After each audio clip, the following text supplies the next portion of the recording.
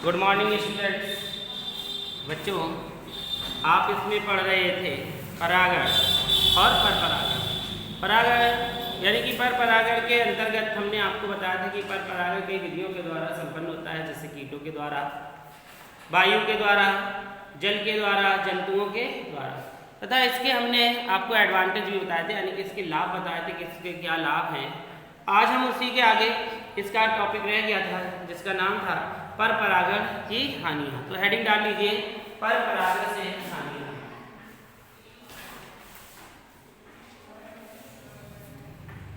तो आप समझ रहे होंगे कि जब किसी चीज से लाभ होता है तो वह उसका अपोजिट भी होता है, यानी कि उससे हानि भी हो रही है। तो ये शायद आपका परपरागण से हानियां भी हो चुकी हैं और हमने इसमें बताया था आपको। तो आप लिखेंगे अंतर। तो आज का जो टॉपिक होगा वो हमारा क्या होगा, स्वपरागण तथा परपरागण में अंतर। हेडिंग डाल दीजिए, स्वपरागण व परपरागण में अंतर। स्वपरागण व परपरागण में अंतर देखेंगे। स्वपरागण और परपरागण में अंतर लिखेंगे। एक तरफ आप लिख लीजिए स्वपरागण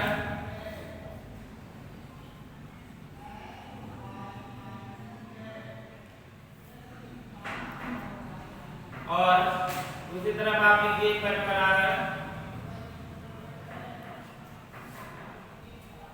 अब स्वपरागण में लिखिए, पहला, पुष्प का द्विलिंगी होना आवश्यक है। स्वपरागण में पुष्प का द्विलिंगी होना आवश्यक है, तभी तो यह स्वपरागण कर पाएगा। यानी कि एक ही जब पादप आपका पादप से एक ही पुष्प खिलेगा और वह क्या है, द्विलिंगी है, यानी कि नर और मादा सब उसी में है, तभी तो स्वपरागण हो पाएगा। तो क्या है, पुष्प का द्विलिंगी होना आवश्यक है। और परपरागण में लिखेंगे, पुष्प द्विलिंगी अथवा एक लिंगी हो सकते हैं।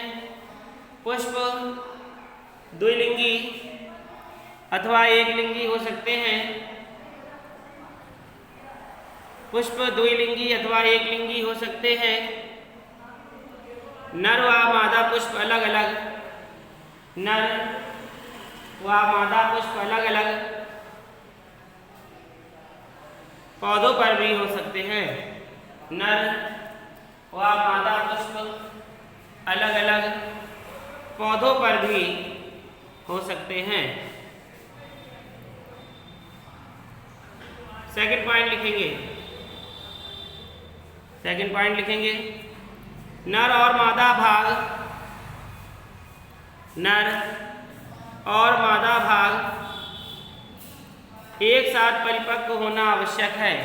नर और मादा भाग का, नर और मादा भाग का एक साथ परिपक्व होना, एक साथ परिपक्व होना आवश्यक है।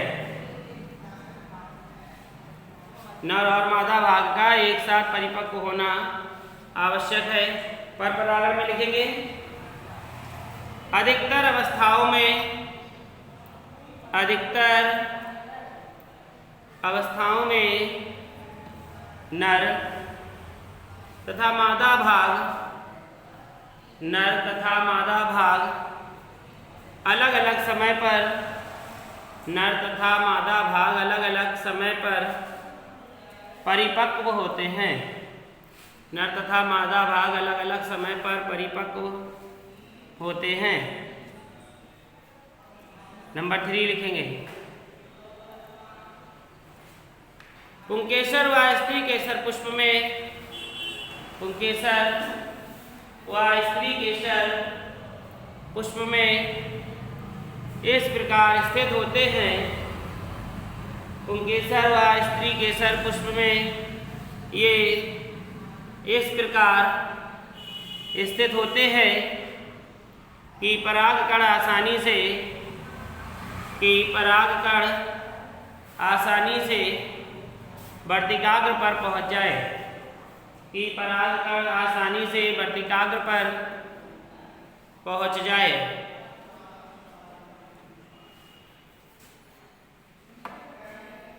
अगली इस तरफ पर परागण में लिखेंगे अनेक बार पुंकेसर और जायांग, अनेक बार पुंकेसर और जायांग भाग, अनेक बार पुंकेसर और जायांग भाग इस प्रकार व्यवस्थित होते हैं, इस प्रकार व्यवस्थित होते हैं कि परागकण उसी पुष्प के,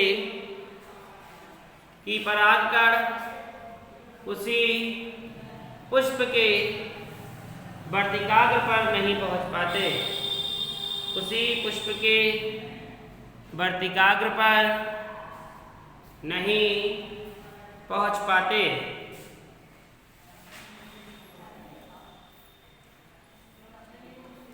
अगला पॉइंट स्वपरागण में लिखेंगे पुष्प प्रायः अनाकर्षक, पुष्प प्रायः अनाकर्षक, कमा छोटे, पुष्प प्रायः कम अनाकर्षक, कमा छोटे तथा सुगंध रहित व मकरंद रहित होते हैं, यानी कि इसमें मकरंद भी नहीं पाया जाता है। तो पुष्प प्रायः अनाकर्षक यानी कि सुंदर नहीं होते, सुगंध नहीं होती तथा मकरंद भी नहीं पाए जाते हैं।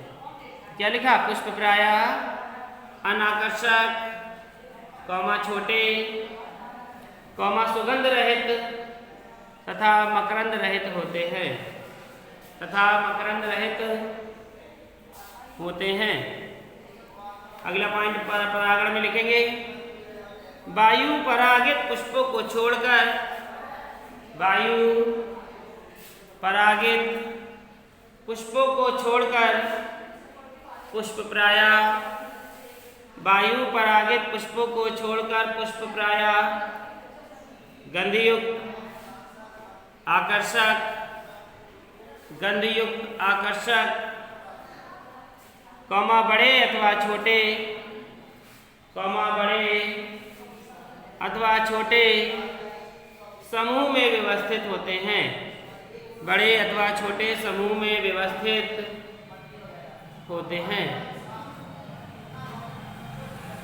अगला पॉइंट कुछ पौधों के पुष्प बंद ही रहते हैं, कुछ पौधों के पुष्प बंद ही रहते हैं या कभी नहीं खुलते, या कभी नहीं खुलते,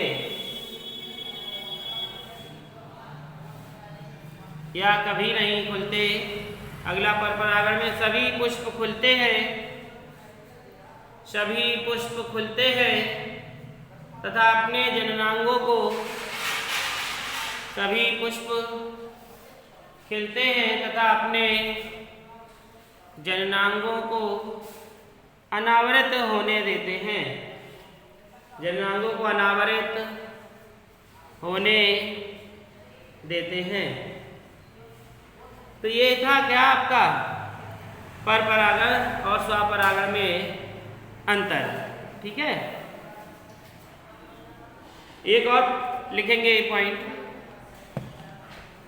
इसमें स्वपरागण में लिखेंगे इसमें बाह्य माध्यम की आवश्यकता नहीं होती, इसमें बाह्य माध्यम की आवश्यकता नहीं होती। जैसा कि आप लोग जानते हैं कि इसमें ना तो जल, वायु, कीट, पक्षी किसी की आवश्यकता नहीं होती, इसमें बाह्य माध्यम की आवश्यकता नहीं होती। परपरागण में लिखेंगे इसमें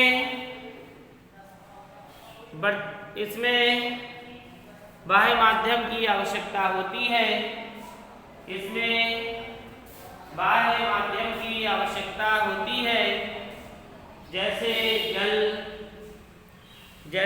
जल, वायु, कीट, पक्षी आदि। जैसे जल,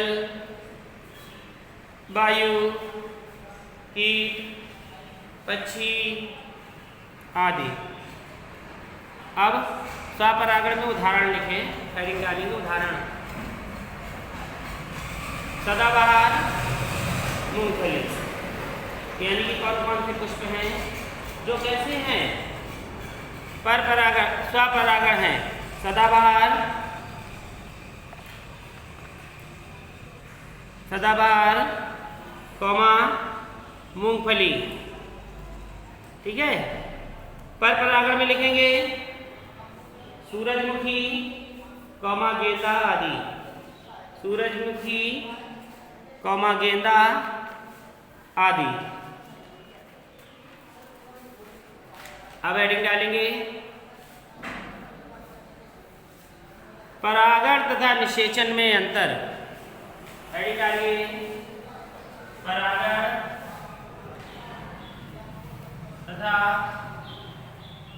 निषेचन में अंतर।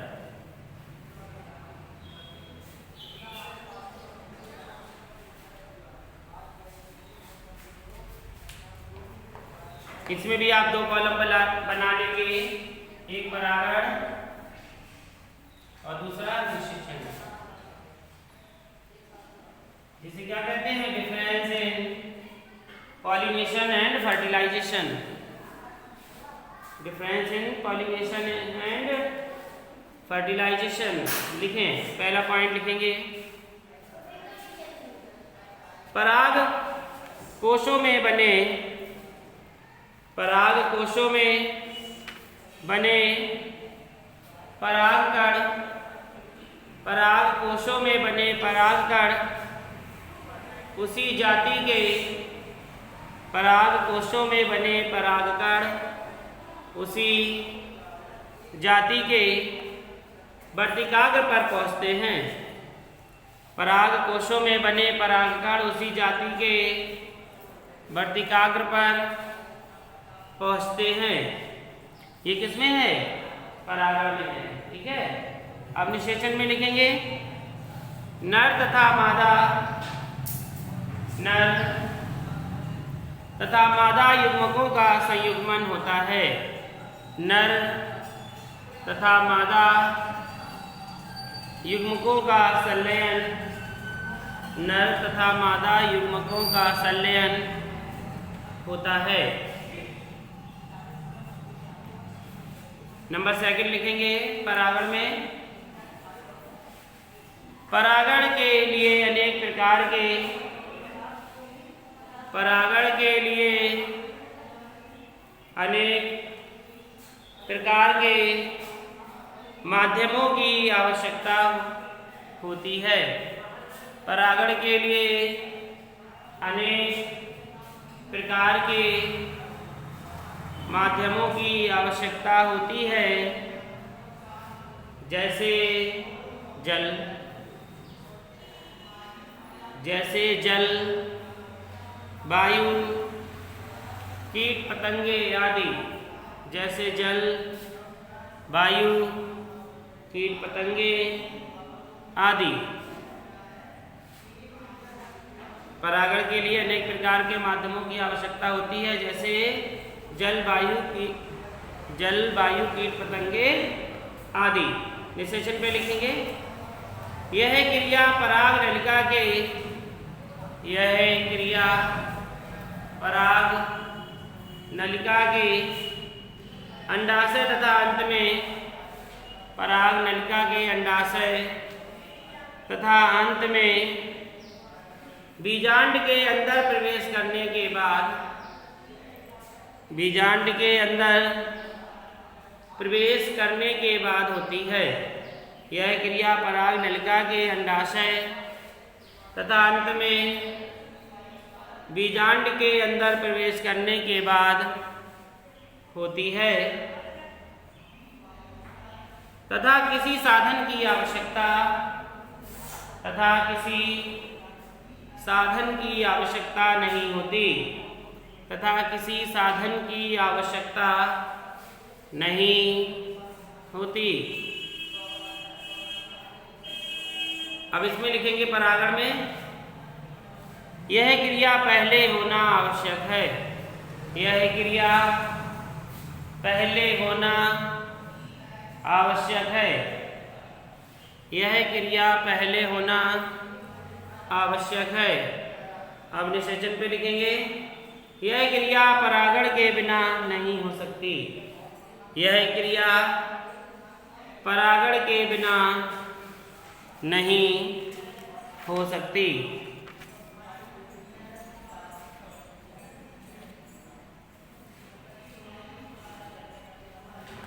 तो देखिए ये आपके दो डिफरेंस हो गए।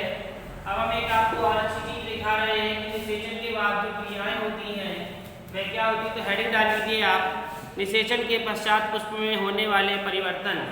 निषेचन के पश्चात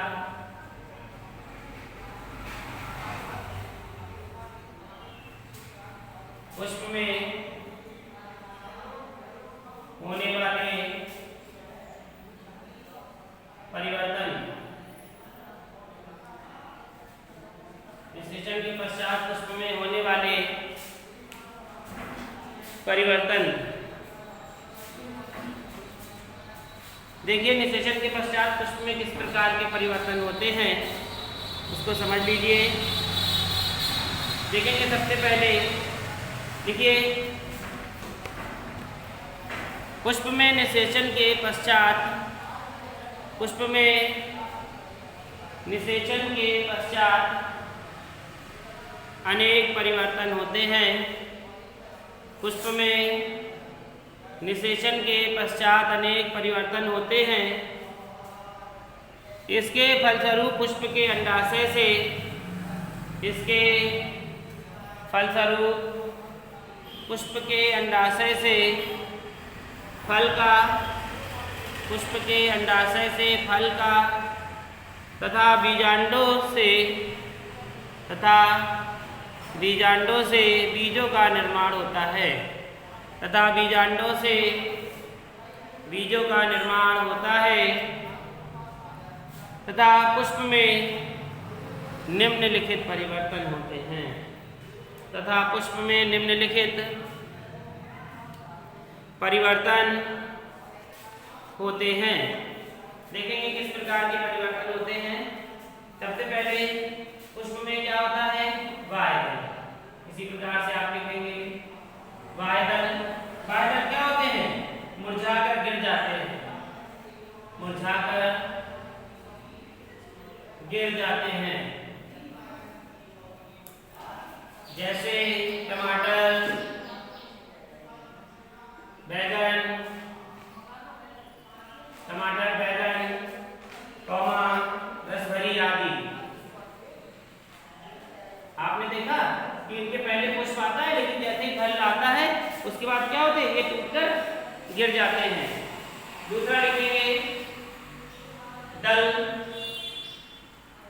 दल में लिखिए प्रायः मुरझाकर गिर जाते हैं, प्रायः मुरझाकर गिर जाते हैं। नंबर 3 पुंकेसर। नंबर 3 पुंकेसर सूख कर गिर जाती है। पुंकेसर में लिखेंगे नंबर 3 पुंकेसर। पुंकेसर में लिखेंगे सूख कर गिर जाती है। लिख लिया। पहले में आपका ये था, दूसरे में भी मुरझा कर गिर जाते हैं, तीसरे में सूख कर गिर जाती है। चौथा है वर्तिका। वर्तिका इसमें लिखेंगे मुरझा जाती है। वर्तिका में लिखेंगे मुरझा जाती है।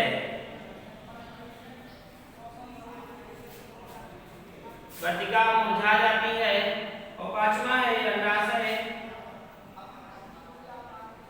अंडाशय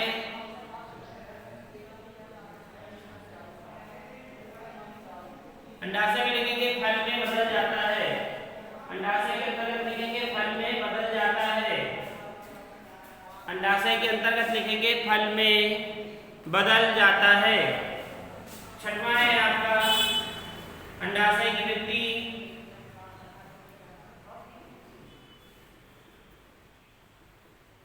अंडाशय की वृद्धि बनाती है, अंडाशय की भित्ति में लिखेंगे फल भित्ति बनाती है, फल भित्ति बनाती है। नंबर 7 बीजांड,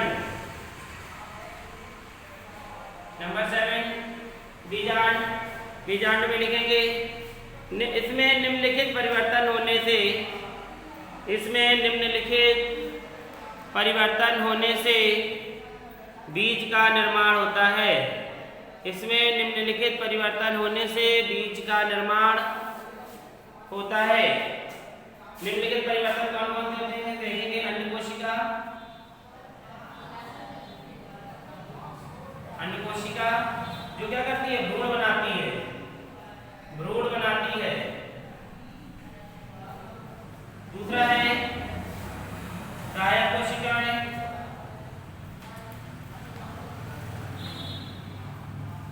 सहायक कोशिकाएं नष्ट हो जाती हैं, सहायक कोशिकाएं नष्ट हो जाती हैं। नंबर 3 है प्रतिमुख कोशिकाएं, प्रतिमुख कोशिकाएं,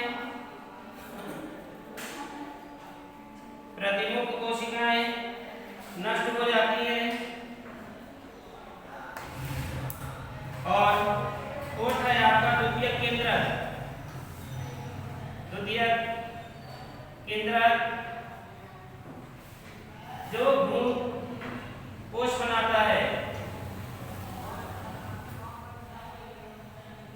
जो भ्रूण कोश बनाता है, जो भ्रूण कोश बनाता है लिखा। फिर लिखेंगे अगली लाइन में लिखेंगे अंत में, इस प्रकार अंत में,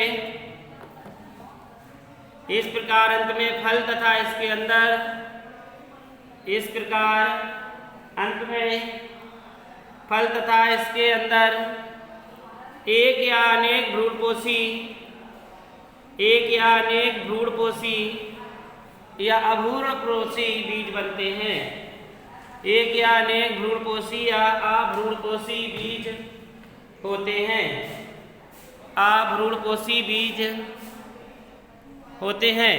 तो आपको ये समझ में आ गया कि जो बाह्य दल होता है वह मुरझाकर गिर जाता है। जैसे टमाटर वगैरह आपने बहुत सारे पुष्प देखे होंगे, तुरई लौकी सब, दल होता है वह भी मुरझाकर गिर जाता है। दल यानी कि उसका बाहरी भाग रंगीन वाला, पुंकेसर होता है वह भी मुरझाकर टूटकर गिर जाता है। इसी प्रकार वर्तिका है, वर्तिका क्या कार्य करती है? मुरझा जाती है, ठीक है, वर्तिका मुरझा जाती है। अंडाशय है वह क्या करता है? फल भित्ति बनाता है, और ये अंडाशय की भित्ति फल भित्ति का निर्माण करती है। और बीजांड क्या करता है? ये बीज में बदल जाता है, जो बीजांड होता है वह बीज में बदल जाता है। उसी प्रकार अंडाशय की भित्ति है वह फल भित्ति बनाती है, और बीजांड में निम्नलिखित परिवर्तन होते हैं जिससे क्या बनता है? बीज बनता है। और अंड कोशिका भ्रूण बनाती है, सहायक कोशिकाएं नष्ट हो जाती हैं, जो प्रतिमुख कोशिकाएं हैं वे भी नष्ट हो जाती हैं, और जो द्वितीय केंद्रक है भ्रूण कोश बनाता है। तो इस प्रकार से ये निषेचन के पश्चात पुष्प में परिवर्तन हो रहे थे। आज तक के लिए बच्चों इतना ही, उसके बाद हम आपको अगला पढ़ाएंगे।